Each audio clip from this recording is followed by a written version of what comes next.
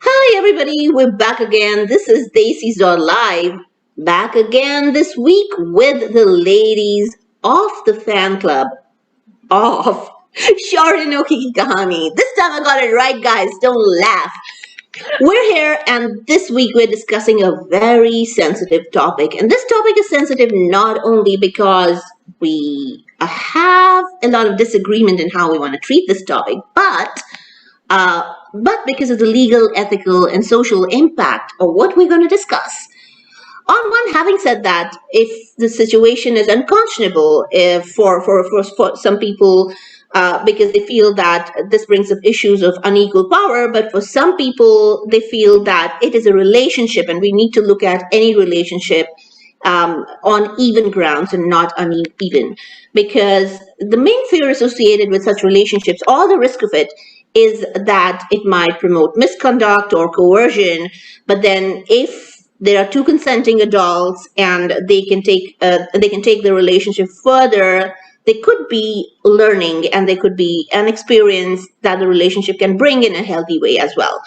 But after all, if a consensual relationship is enthusiastic and there are two parties completely respectful towards each other, what is wrong with the relationship, even if the formal conduct of the relationship is between a teacher and a student? So we're here to talk a little bit more about it, and also because this emanates from the story of Shaurya and Anokhi, because Shaurya was Anokhi's teacher, but conveniently, he stopped being the direct teacher. He's one of the board in her college now. And Anoki is still a student. She's a second year student in the same college. Let's talk more about this. But before we jump onto this very specific discussion and we speak about, the entire premise of how we're going to deal with this and the discussion around it, I get a lowdown on what happened this week. This week was full of a lot of romantic moments. So, Shreya, give us a lowdown. Yeah, so this week will divide it into four significant moments. One was when, Chaur and Anokhi finally had that heart-to-heart conversation where Chaur explained his loneliness to Anokhi, and Anokhi gets where he's coming from. So she stops pushing him towards Asta, and, that begins a mark of, trust between them, building of trust as a couple between them when she starts addressing him as Tum rather than up, which was a big point of contention for some people. I don't know why. The second point was when, No, no, sort of, come back to me again. You said it was a big, it was yeah, contentious for some people. I didn't get that. yes. Some people didn't like the fact that Anoki is calling Shaurya is much older than her. They're used to call her calling him up and like calling him respectfully, which I found is like it's between a couple to decide how they address each other. So I don't know what was the issue in that. It's between two people, right? It's up Exactly. to them what they call each other, Yeah. teddy bear or darling or honey or whatever they would decide to call each other, right? Yeah. Baby, I hate it, but if someone is calling it They they their spouse, fine they yeah, fine with yeah, whatever they exactly. call each other. Who are we to Exactly. judge, right? Sure. So I wish she stops calling him PS. If Tum is fine for me, but if PS is not, I I think they don't should care if address he's it. fine with it. I don't really care what she calls him. If he's okay. Okay.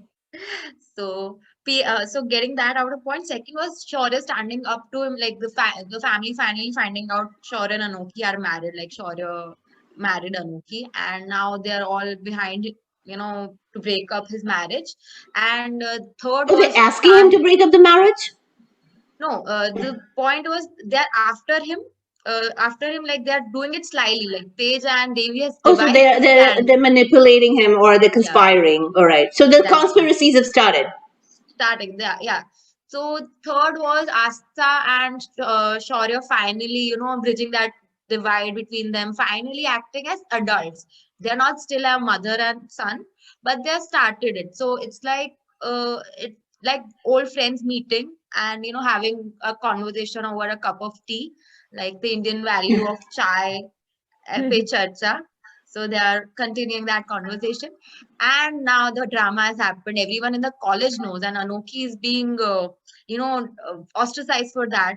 like by the evil twins, and also her sister. Like Bubbly is also giving Anokhi a hard time for, taking the plunge and getting married so early. So let's see how that angle works out for Oh, both. that's one angle I'd like to talk about too. That bubbly Right. angle, how she completely, she completely takes over her sister's life and kind of, tries to tries to conjoin her life into her sister's life, and I think that's a recurring theme from our other discussion last week, where we were talking about how our families try to, you know don't see the children as separate from themselves. But isn't bubbly doing exactly what her father and her family did to her, right? So they're kind of meddling with her privacy and her space, right? Exactly what bubbly's trying to do with Anoki as well, right? Yeah, I would see that again with is comes from a place of love, so it's still understandable. If it would have been come from a place of control, we would still have issues with it. But I think Bubbly will come around sooner. I but don't think but but she's but that wherever it's coming from, whether it's coming from a place of love or understanding or wherever, there has to be boundaries. a boundaries. Yeah, everybody has to have boundaries, and I think brown families, South Asian families, need to start defining those boundaries very, very specifically. I think we need to start defining those boundaries very specifically. Just like just being older doesn't mean you're wiser and you know everything, right? These are very mutually exclusive things. Similarly, being family doesn't mean that you have the right to walk into another family member's space and start leading their lives for them, right? These So are that would completely the mutually exclusive, right? You can lead their life but for them, you can counsel them, but you can't force them to lead. You can't tell them what to do. And as see, adults, you have to respect the other person's decision, right? so the thing is, I have an older protective sister. I think you also have an older protective sister. I don't know if it's that. So I Totally, know, so totally. I know for a fact that I'm an elder sister to a younger brother, but I would not do the same because my sister is taught to be responsible one. The eldest child of the family is always taught to be the responsible one. So they're always considered next to the parent. So the eldest child will always have been the serious one who's shouldering all the responsibility, acting like a parent. So I think that's an Indian thing specifically. I don't think it's yeah. So exactly, it's a brown family thing that the elder one is always their decision, their values are they have a voice in the family. The younger children or the younger child or the middle child might not have the same weightage in the family as the eldest child would have. So it's a brown family thing. I get that point, and I know for a fact I have an elder protective sister. I know what she would like. She would give me. Like, my I mom would would be I chill. have an elder protective sister as well. She'd do anything for me, but Yeah, she would know where to stop.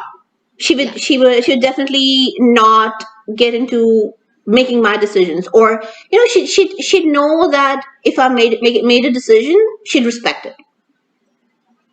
That respect comes before, because she understands that if I made a decision, it has come with my own decision making powers and my own decision making logic, and she'd respect my decision making a lot, and she wouldn't disrespect it in any way. She wouldn't tell me I was wrong all the time, and she wouldn't impose her thinking on me. But when somebody else imposes their thinking on you, they're disrespecting you as a person. They're disrespecting your thought process. They're also disrespecting you as an individual, right there. So that's basically what they're doing. What they're doing is that they're telling you they're superior in their thinking than you are, and you are literally wrong. So, having said that, let's move on to the bigger topic here.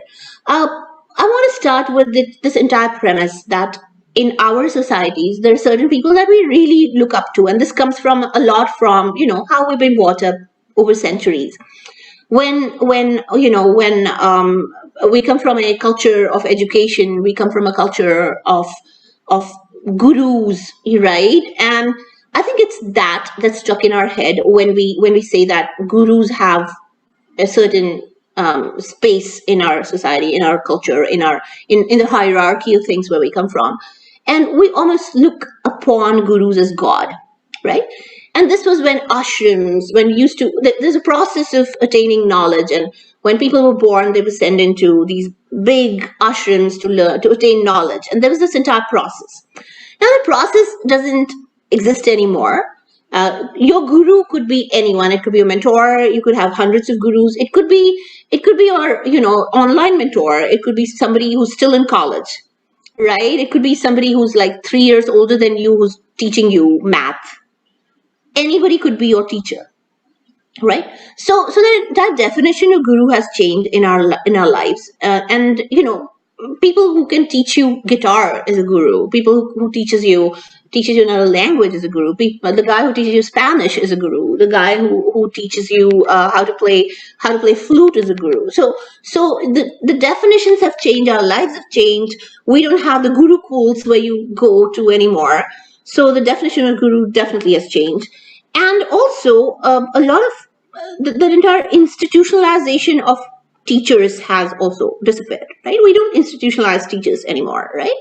And also I think a lot more younger people are becoming teachers, and teaching as a profession has also changed quite a lot, right?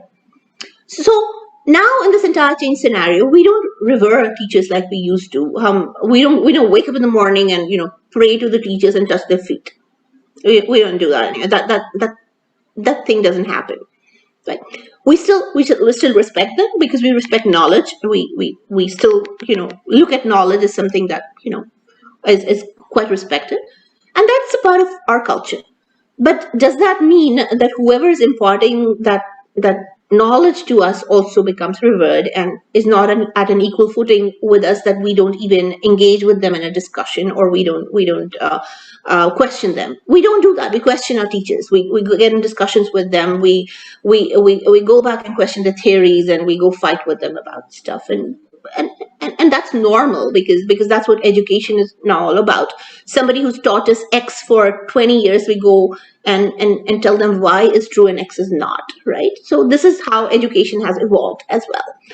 Now when that has happened and this entire system has evolved, why are we looking at this entire system of why are we still thinking of educationists and teachers as a superior class of people that uh, we need to hold in so much respect, and not somebody who are our peers, someone who are educated, who are imparting at the service providers? Why can't we look at them as service providers?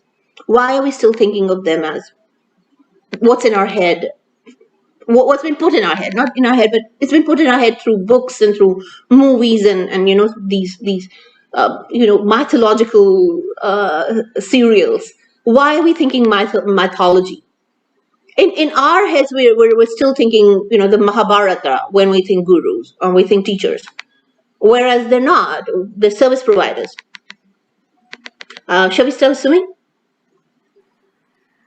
Uh, See, I think in today's time, even this thought process is changing, Miral. It's not like we are only looking at them as somebody who we have to like. There is a sense of respect, definitely. Yes, we are taught to respect our teachers. So there are two folds to it. One is sometimes the age matters in terms of respect. Like suppose somebody is really elderly, head of the department. Not talking about Shaurya, talking about somebody like a very senior person who has like suppose 30 years of experience in the field.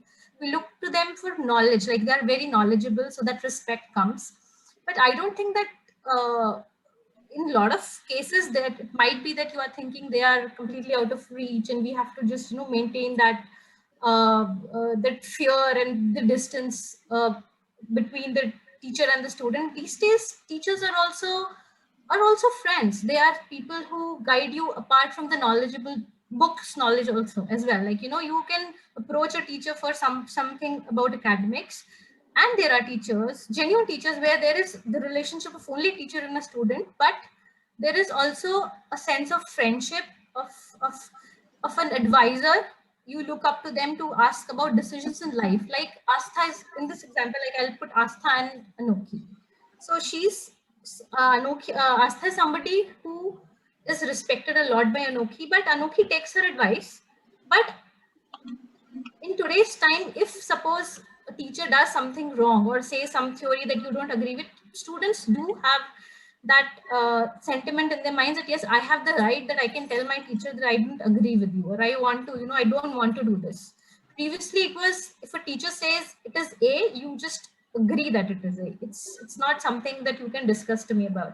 I think that that thought process is changing. Like I would not think I would treat my teacher as a god and somebody who cannot be right. If I find that there is something wrong here, or I'm not connecting to what he's teaching, I think we would say that, we would approach as a friends as well. I think that that thing is happening now in a lot of places.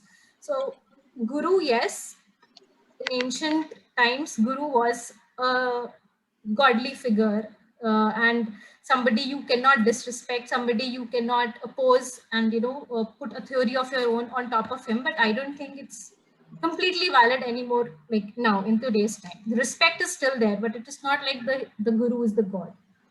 The knowledge wise, yes, we respect because they have more knowledge than us, more maturity, more experience. They are teaching us and guiding us to a better future, but they can be wrong. They are human, after all. So I think that that change is there now. People do treat their teachers as friends as well. Thanks, Sumi. Thanks for that. Shreya, uh, I want to take the same question with you, but I want to add another angle to it. What culturally we didn't understand from the I'm sorry, we didn't understand this culturally from the episode yesterday, last night, was why were they laughing at her because she was married? Why would you laugh at a married person? Isn't marriage a respected institution? If she's married to a professor, why would I laugh at her? No, no, Why is it a there is. laughing matter that she's married in the first place? And why would they make fun of her? Why would you openly make fun of somebody? I think we thought it was totally OTT. So her being laughed at and sneered at, and people throwing stuff at her. It was totally OTT. No, that is OTT for sure. That was for dramatic purposes. But I get there was an insinuation before that that they had a salacious affair, sleazy affair, and which resulted, like, they had a physical relationship which might have resulted in a pregnancy or something. So that was the connotation that, oh acha, are you pregnant or something? That's why you got married in, hurry, so much hurry, because he's still her student, still his student. She's not passed out yet. So that was it, because even if you do it, like, I have also seen many real life examples of teacher and students marrying, but that is after, the student has passed out, and when they are no longer, a student and a teacher. Plus the But cultural things. they have no proof that insinuation came from his sisters, right? Yeah, yeah. So Hmm. that, because yeah, that's what I'm saying. There was a dramatization for sure, but they openly said it, that are you like in a physical relationship? Are you having an affair? Which, and see, they also insinuated. So that is how you got marks. That is how you got the highest mark. You were doing it. You were doing something to please him, that we're not doing it or something like that. The other students. So that angle also comes in, where they're insinuating that you're asking favors, and he was taking those sexual favors from you. So that was the whole point of having that conversation. So that is why it is a taboo also, because then there comes an angle of sleazy affair and salacious thing between a teacher and student also, where they have just an affair. If, for example, if Shaurya would have been a married professor, what if? Yeah. So So, that is. so from that point of view, it could be if Shaurya wasn't a professor, this were an office romance. This entire situation would have fitted there perfectly. Perfectly. Always, it's Exactly. always if there is a unequal situation between a man and a woman, this situation fits in everywhere. Perfectly. Yeah, boss and a subordinate everywhere. Like, even if you're, for example, I'll tell you, and it's just not Indian culture, by the way. I'll tell you, Miraj. No, In no, American true. pop, It's here as well. yeah, Definitely. yeah, in American pop culture, I remember Grey's Anatomy, Mark and Lexi. They are also there's the Pretty Little Liar, Ezra and Arya, student Yeah, teacher. sure. Same, same. Riverdale, Archie and his professor, the one who was Mhm. teaching, he was Same, by the scale in school. same, So same. it's not an Indian thing exclusively. It's a No, not American, at all. like, it's a Wherever universal. there is subordinate woman and a powerful man, this this trope fits in pretty well. Exactly. That I agree with. So you're telling me that they actually fit in that trope right there. Definitely, True. it fits in. But just because Shore is at a powerful position, and Anoki is a student. So And also, I'll tell you where the cultural differences lie. So, for example, in America, you can differentiate between a pastor and a student and a teacher, right? So, if a pastor is, giving you religious, he's teaching you Bible, so he's imparting religious knowledge. Everyone knows the difference. While in India, a guru is a guru. Whatever gyan he is giving, he's still a guru. So people don't understand the difference between religious impartment of knowledge and say an education of some different sort, maybe economics, maths, or whatever. So that distinction comes, I guess that's distinction comes with a lot of taking education as a professional field, not as a noble profession. So like for example, doctors used to be revered as gods in India in olden times, and still in some places they are, but now they also know, okay, doctors are also professionals, so they've understood the distinction. So that distinction has little bit of yeah, yeah, but distinction. in America, most of the abuses happen in the churches. So yeah, Exactly, we've that's what had I was more saying. abuses in churches than anywhere else. So same way in India also now, these gurus like ashrams may everyone gets, there are cases of those coming up. So that is the foundation is also shaking in India. So that's what I'm saying. It's relatively it's changing. That scenario is changing, and shows like these are not so these are not taboos anymore. The only point is okay, when there is a abuse of power by a teacher at a younger predatory kids. Like for example, if the kid is still in school and or in tuition and this is happening, then it is wrong. So that part is still wrong. But between adults, I think so. Even if you would have told me I have to watch the serial because there's a student professor relation, I wouldn't have given it a shot, because I would have when I got to know the love story and this, because this Shaurya as a character, he's been shown as a man of integrity. But if it was the same professor, who's having affair and flirting with all the female students and having an affair with everyone, so then I would have like had a problem with that relationship. So that is what happens when you see a story in totality and not just pick the central theme and have problem with that. So I had more on, so the thing is, everything is not black and white.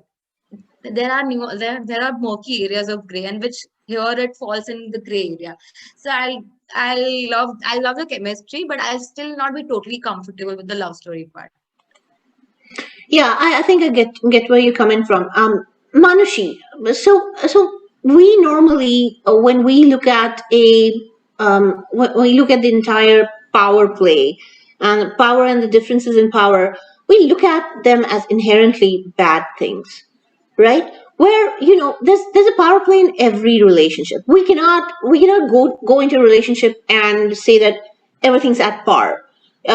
Every relationship has a power play. One person in the relationship will always have slightly more power than the other, and whether it is a father son relationship or a mother daughter relationship or a mother son relationship or your relationship with your spouse, or then your relationship at work. So when such a relationship happens in a setting where you're getting into a relationship, especially in a college setting, um, why do we always we're hell bent upon calling it bad? We always think power relationships are going to be bad, but we carry power relationships with us everywhere. And then we look at student professor as the worst of. We're hell bent upon looking at it as the worst. We taboo it. uh, what is it about this professor student or teacher student relationship that is more taboo than any other relationship? I think why are we creating a taboo around this one the most?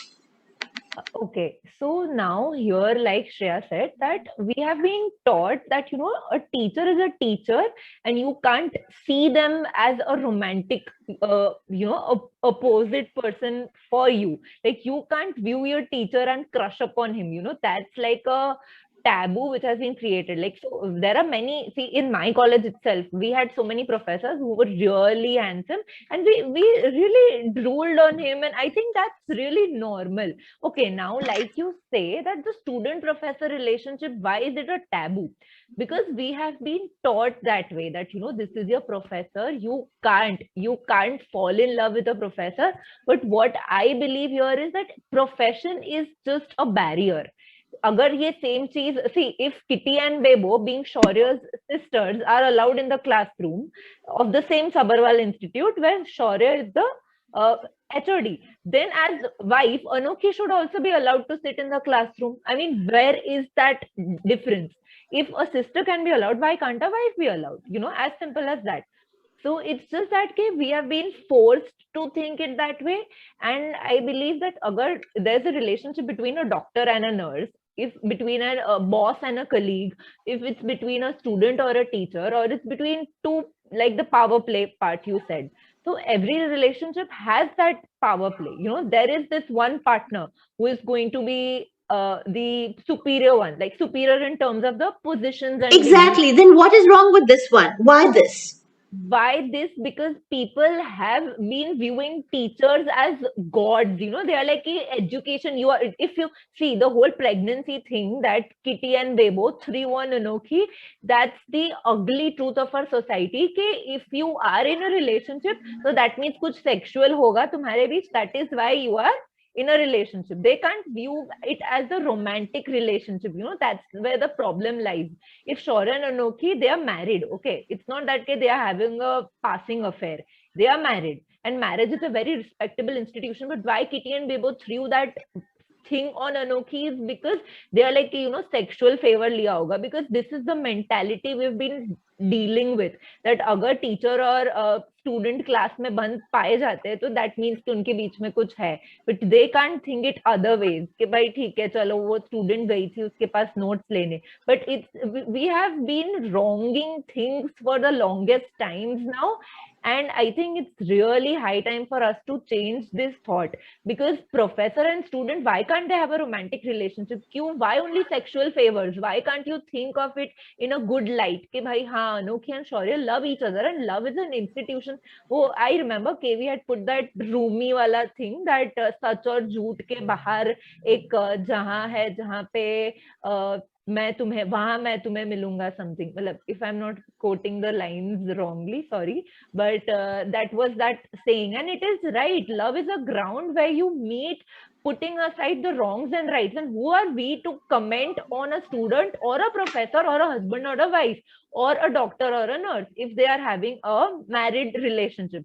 And even for No, I mean, why bring in marriage? It's there, even if they're not married, it's between them.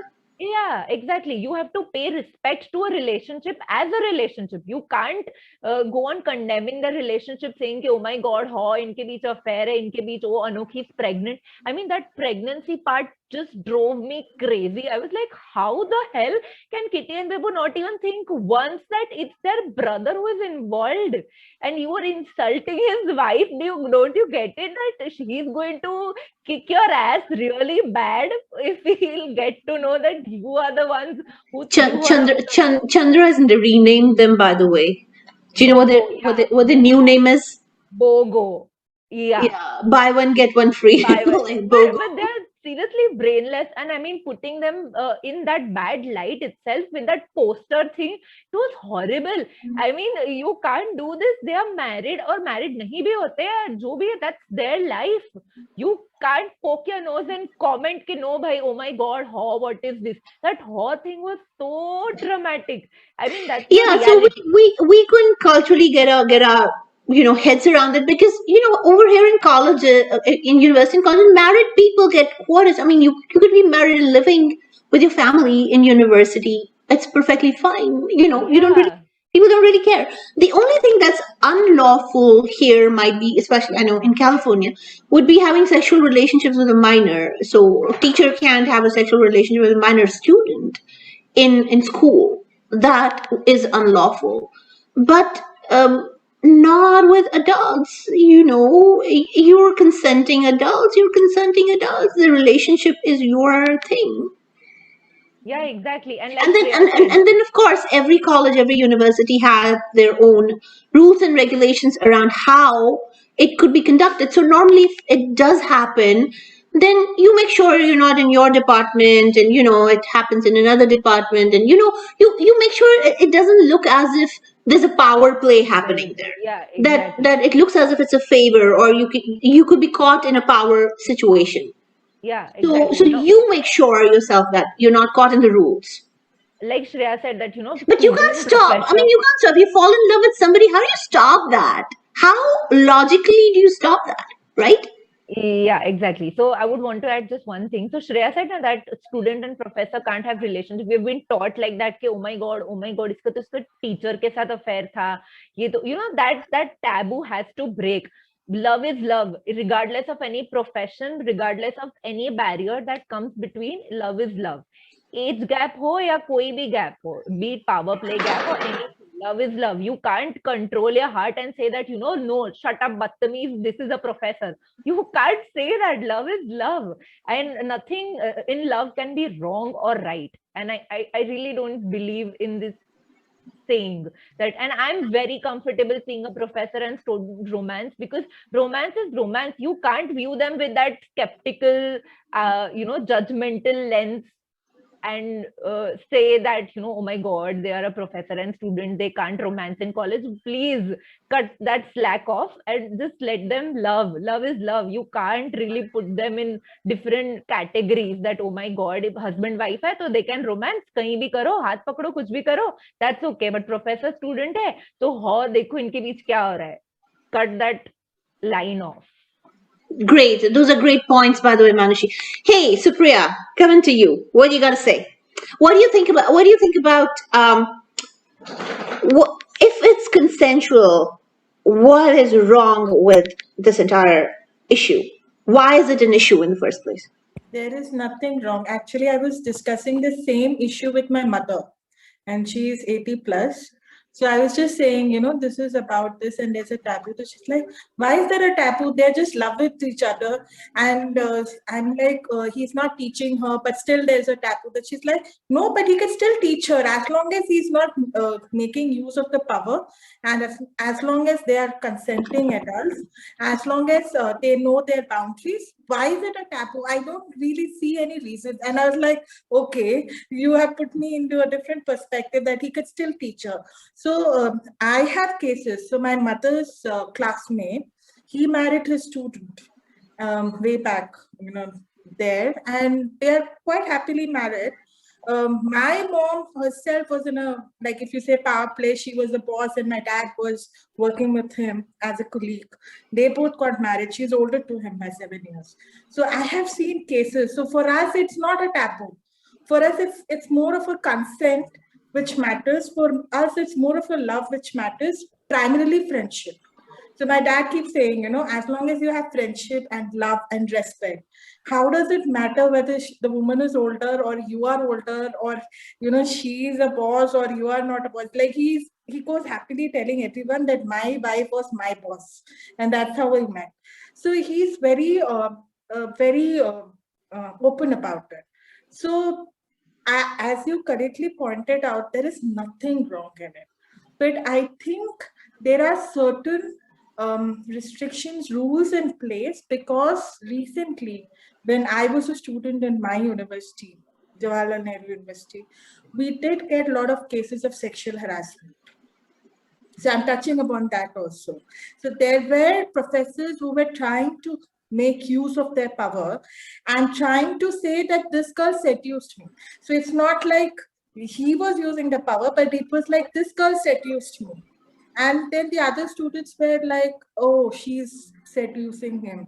She is doing this to get her PhD forward.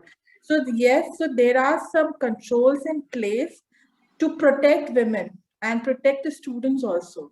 But as long as, if it is consensual and both the people know their boundaries and both the people know not to break that, you misuse the power, neither the girl nor the man, I feel it's perfectly fine.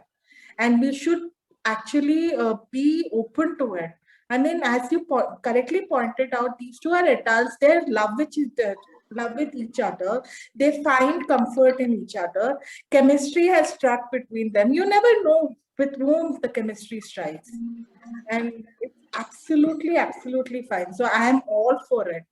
I don't find it a taboo, but yes, I will not say that the controls in place are wrong, because controls in place are needed, especially when we see a lot of sexual harassment cases and things like that.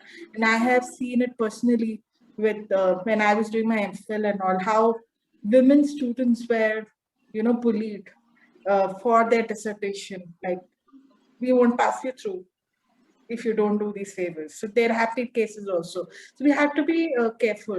But then again, it's a big long topic there.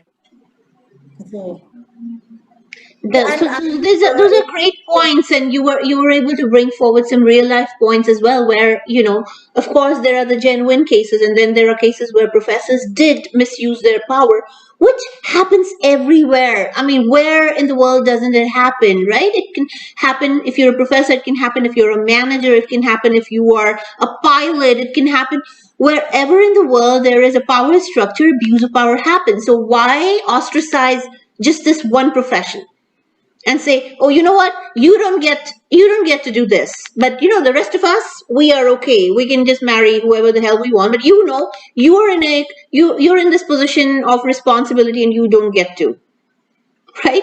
so, the reason behind it is, as you correctly pointed out, is that Mahabharata culture, is that the mythology We just culture which can't get has rid of that stuff, man. It's stuck in our head.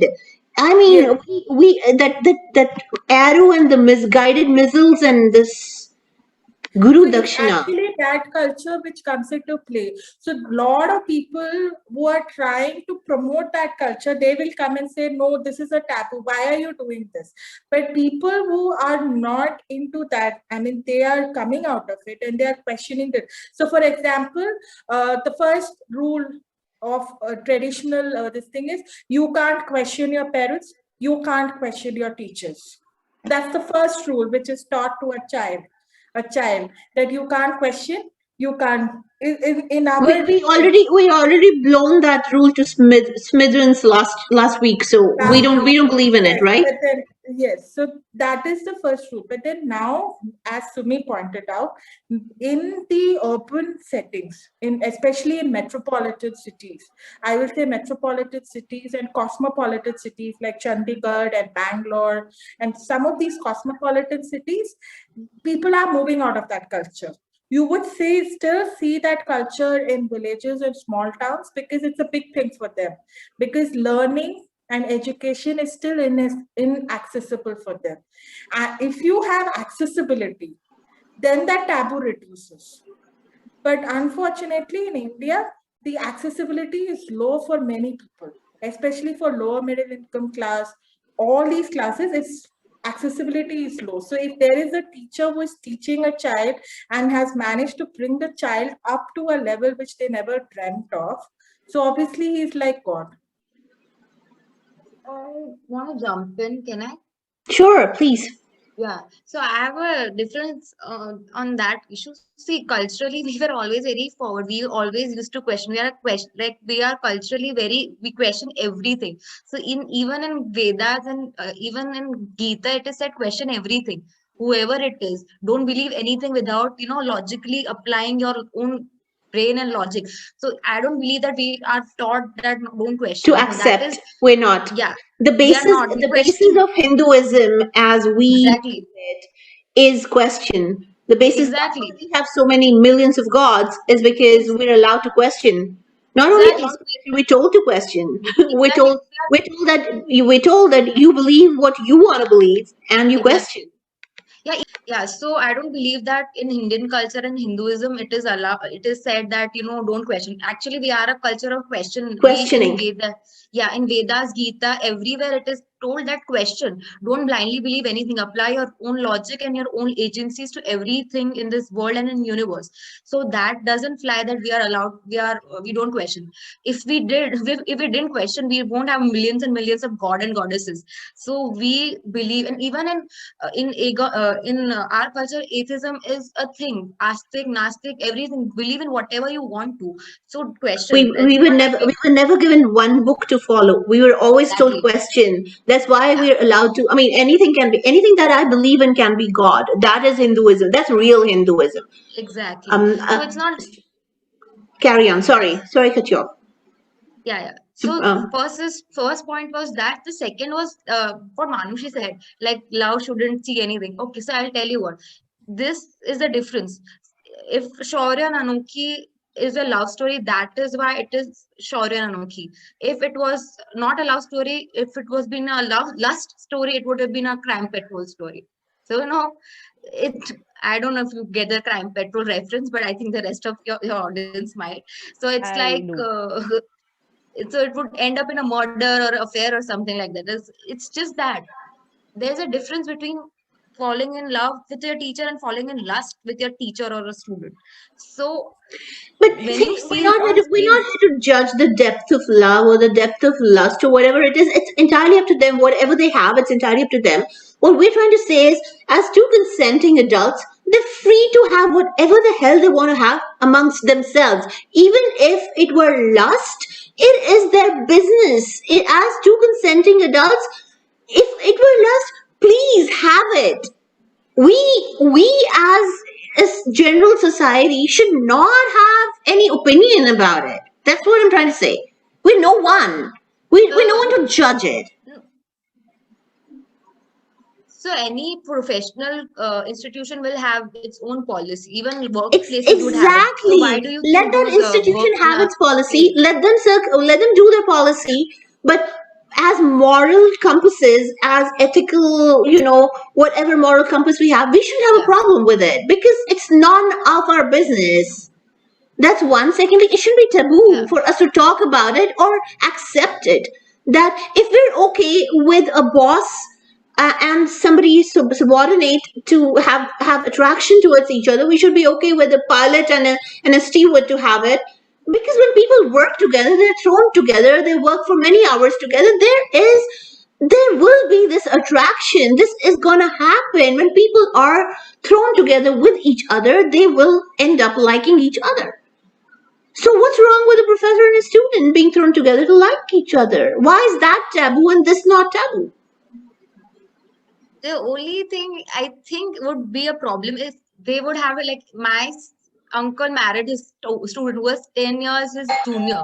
So the only thing I think issue is maybe when you're in the profession itself and you're marrying someone or having an affair with a junior, that might be the only problem. But when the institution of marriage is with you, I don't think that should be a problem. So I need to stop for just a second. I'm putting this on hold. Okay.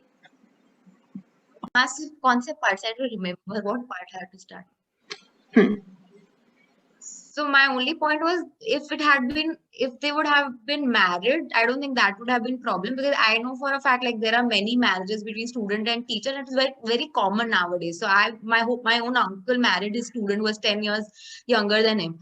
The only thing is I think and every profession like every workplaces has their own every institution has their own policy about maybe student teacher maybe boss and the subordinate every workplaces and even that's why they have that work sexual harassment cells now in all the workplaces and the same way every institution has those mechanisms as well where their issues are addressed. Yeah, I agree with the point about consulting adults. My only point is, see, when you're boss uh, and a junior, so you're slightly more mature. You're in a workplace. While when you're a student, you're still very fresh. You're very gullible. So and there are chances that you might be under the influence of a certain external factor, maybe the charisma, maybe the power, Sure. maybe the Then yeah, it is up to them to change their power play. Maybe move into another department, move into another school, move into another exactly. college, and the rules have to be defined by the institution around that thing. but doesn't mean that they can't be in love. They stop being in love. That is not a That is true. possibility. And then the taboo has to go. It's not that this. I mean, if two people are in love, what are you going to tell them? Stop being in love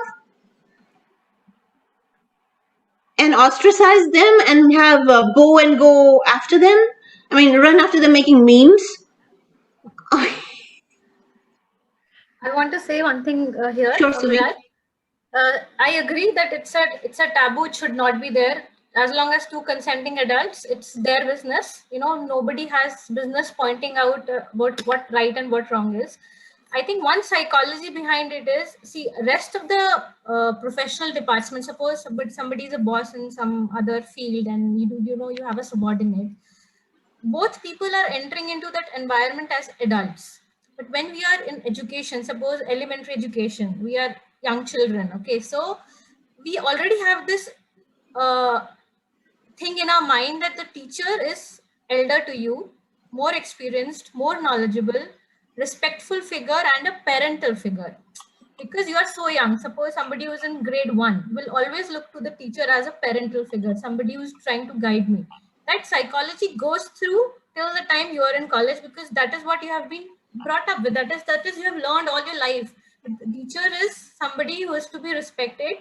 It should be respected, but there is a margin that has to be kept.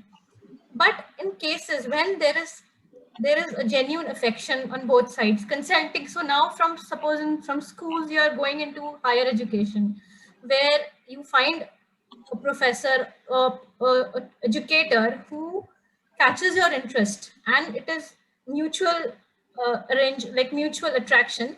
Then it is nobody's business, because now you have already taken that leap from a young mind, immature mind, to a mature mind. Now you know what to do. So in that case, that is why if people, when you say a student teacher relationship, people will start thinking a student as like elementary school student. We are not talking about a minor, a first grader, and a teacher having an affair, right? But that is how the psychology works, because since childhood we have learned that, a teacher is somebody, a parental figure, so don't go in that direction. But when that attraction happens, then of course you are at that stage, mature enough to understand, then it should be nobody's business. And one more point, suppose if there is a student who looks up to a teacher as a parental figure or as a godly figure, there is nothing wrong. Like in this case, Shaurya is there. Anokhi looks at him as her own. She has that attraction to him. She looks at Shaurya differently than what Rima looks up to Shaurya for. For Rima, Shaurya is that teacher, respectful teacher who guides her and guides her friend in everything related to studies. So Rima is right looking at her teacher in that sense, and Anokhi is right looking at Shaurya in her sense. So both perspectives are right. It is when third people start meddling together and trying to create a ruckus, then it is wrong. That is why this whole psychology thing about teacher and student and taboo takes place, and it is high time that it goes away when it is consenting adults. Perfect. I think that's a great point she made over there. Supriya, you want to add something before we wrap up? Yes, I just wanted to add another point that when you go to the university, your age gaps also reduce. So I just wanted to add to the point that, there was this mention that office relationship, you are both adults, you're earning, so you are more mature. But then we are also forgetting that there are students who are entering into masters and PhDs and MPhils. They are already far, far mature because they're working on the side and they're studying as well. And the age gap between them and the professors is relatively reduced also. Because PhD people, they become professors, and then you are like 22. It has happened with me. You are 22. I'll just tell you something. I'll just tell you something. Age has got nothing to do with maturity. As I grow older, I realize age is not a measure of maturity of people ever, and maturity is not a measure of how people are in relationships at all, and how they deal with relationships. So I'll tell you that very honestly. Also, another thing that I would want to say here is that any relationship between two people is about firstly how much time they spend together and how they get to know each other well. So if they are in the same environment, they will ultimately get to know each other well, and they will ultimately get used to each other better. So proximity is important, any relationship. And that's how, when we create dating apps, the first fundamental thing of dating apps is location, location, location. So you always find people, if you go on Tinder, it's always location. So you always center things around location. Similarly, for people to find matches, location is always the first thing that you look at, not age, not nor what you do, nor your maturity level. Nothing else matters except proximity, right? So that environment is the most important aspect in matches. And in colleges and schools, that environment is pretty neat, right? Isn't it? And it's pretty intense as well. So what that environment gives you is deep traction. That environment gives you is knowledge. Environment gives you a chance to address each other intellectually. And most enriching relationships are created out of intellectual stimulation. So those are also long lasting for a lot of these couples that come out of colleges and schools. They last longer because of intellectual stimulation that binds them together.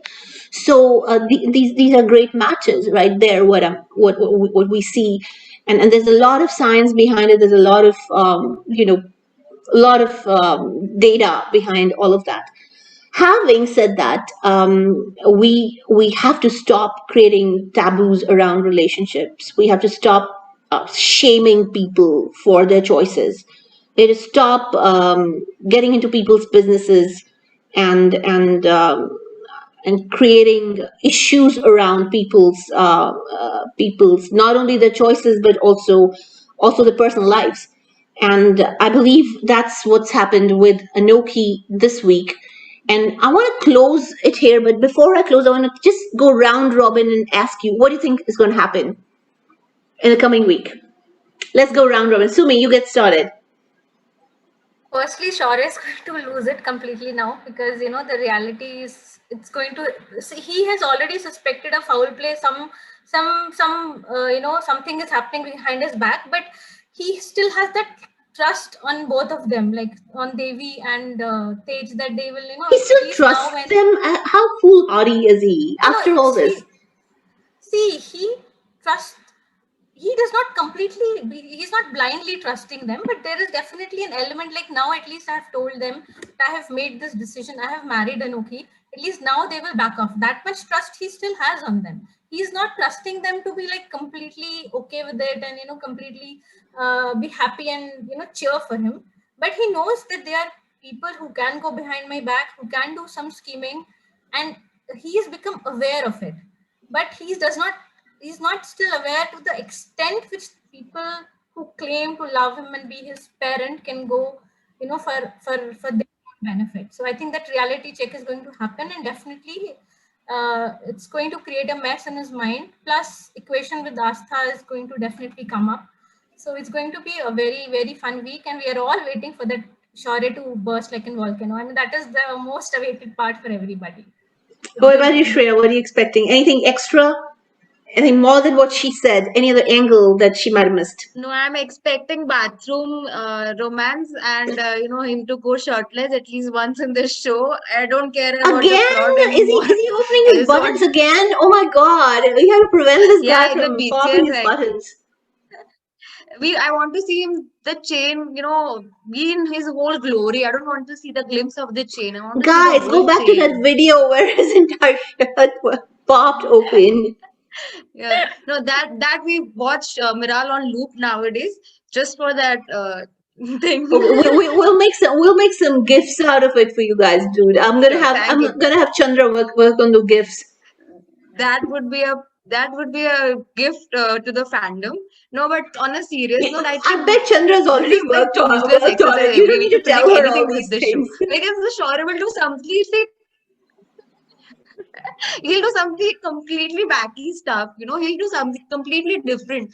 If we're expecting him to, like be angry at something, he'll be like, he'll goof up or something. So yeah, maybe I just expecting Anokhi to trust him this time and not, question him or something, that maybe it was, You think he's she's not going to? standing up or something. I'm expecting her to at least stand by her man. You think she will? All of you have I'm hoping trust she will. Anoki to I do think that this time? No, Manushi I doesn't think trust Anoki. I trust Anokhi, but she is not going to be okay. Just imagine a girl knowing that your husband is going to keep his ex fiance in the house, same as the one he's living in. I mean, do you really think Anokhi is going to buy that crap, especially once the No, she engagement ring also is know. out? She also knows he's clean-hearted. She trusts No, him that no, way. no, no. She trusts. No, no. She trusts him. But Miral, it's about the possessive part of Anokhi. She is wife of Shaurya now, and now once the engagement truth will be out, this is something that I see it coming in the next 2 weeks. That once the engagement truth is out, we all expect that Anokhi is going to go all berserk, and she's going to lash out at Shaurya and other things. But at another angle, I feel she is going to be gullible about it and feel that it's okay that it happened. I understand, because she has went through the blackmailing thing as well for her own marriage back in Kapurthala. So she knows the emotional blackmail thing, so she might be gullible about it, but at the same time she will not be okay with Shagun being there in the Sabarwal house especially. And Anokhi was really jealous, if you notice, in the Tu Zaruri episode when Shagun came in. She was just eyeing Shagun and Shaurya. Like when Shagun held his arm, she was just like, oh my God, what is this happening? She She went did. jealous. I didn't know. She I didn't notice. She gave wife looks. she did. She She gave did. she What did. the wife looks? I didn't She notice. gave she gave stern look. She was like, okay, Shaurya like should the be wifey thankful. taking class, wifey Shaurya taking must be classes. thankful that he didn't get the wife nails. Exactly. She was that angry that moment. I felt like Anokhi could literally Even in pounce the on car, Shagun and push her away. She was that mad that in that particular moment. Even in the car mirror scene, if you see, Shaurya is trying to look at Anokhi, and Anokhi is giving her in that look that no, Okay, I'm I not didn't going see to that. do I this. didn't see that. I didn't see that come. Thanks, Manushi. Supriya, last one. So I really want them to stay with Asta because I want them to realize what Asta went through, and actually I'm expecting him to go off on his father also for deserting his wife and I don't get that guy. I mean, in one episode, I think he's coming back, and the second episode, I think he's lost it again. I think he's undergoing some kind of menopause hormone. yes, No, I think absolutely. he's undergoing menopause. I'm pretty sure because in one episode he says I'm going to stand by my son, and then in the next episode he blows cold. Man, he completely goes the other direction, and he screams at his son for doing the right thing. And I just don't get it. He's so hormonal with his son, so I think it must be menopause. I'm pretty sure. But having said that, go, Supriya, complete your sentence, and then So we'll wrap up. basically, I want him to stand up for his mother against the father, not just Devi and Tej, but primarily I want to him to question the father that why the heck you did not support my mother when she needed you the most. And I really want the truth to come out this time. It's like a lot of uh, uh, mouse catches, and I want the other truth to come out. What is Shakun hiding? And I'm really going crazy to think, why is she so hell bent on marrying him? What is that secret? Please let it out now. There's Because something really big over there. And we all know because she told the screen. So that's great. That's fantastic. Well, this was a great session again, guys. Really amazing points, and I'm glad we're all thinking the same thing. We need to break the mold. We need to get the taboo out there. So we have pointers over here for our society. We need to start talking about it. Take this to the community, and start advocating for change here. So that's it for today. Thank you so much for being here with us.